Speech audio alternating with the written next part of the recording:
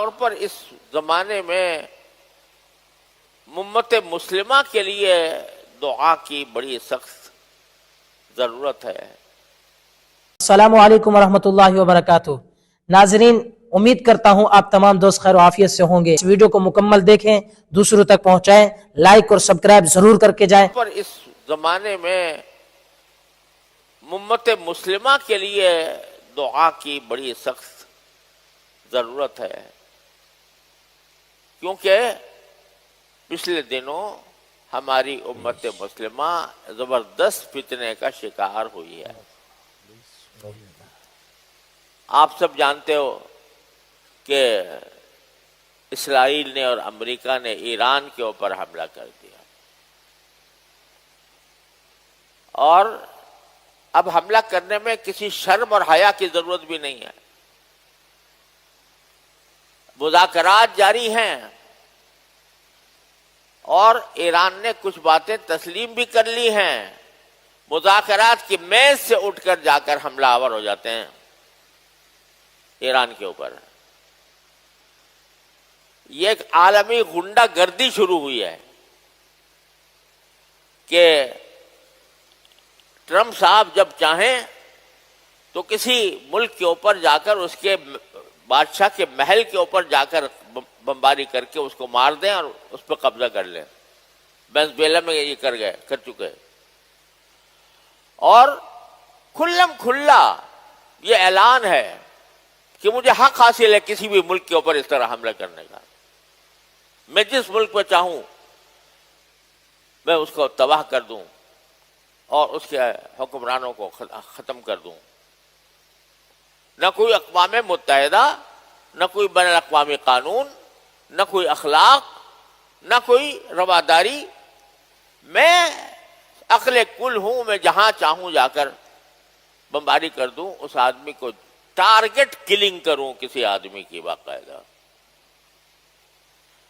تو یہاں بھی ایران کے اوپر حملہ کر کے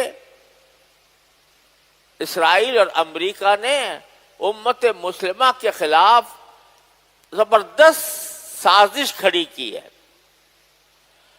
مقصد اس کا یہ ہے کہ مسلمان آپس میں متحد نہ ہوں، مسلمانوں کو مسلمانوں سے لڑا دیا جائے۔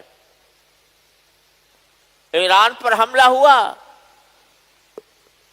مذاکرات کے عین درمیان ابھی بات چیت مکمل ہونے والی تھی اور حملہ ہو گیا، اور اس کے سربراہ کو باقاعدہ نشانہ بنا کر قتل کیا گیا۔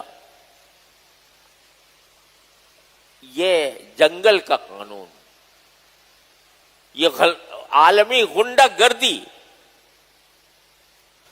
اس کا ارتکاب کیا اس رمضان کے اندر۔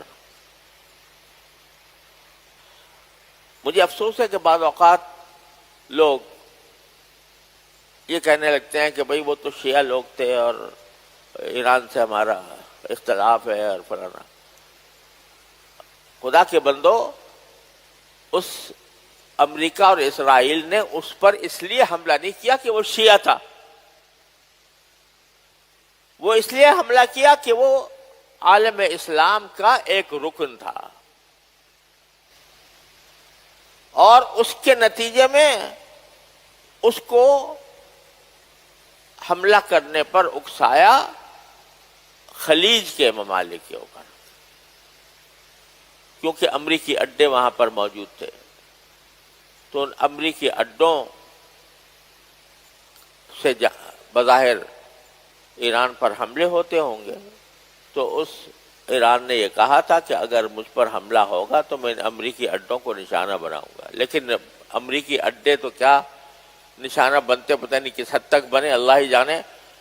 لیکن اس کے نتیجے میں خلیج کے ملکوں میں شہری مر رہے ہیں، شہری سہولیات کو ختم کیا جا رہا ہے، اور اس میں جو شہری عمارتیں ہیں وہ تباہ ہو رہی ہیں۔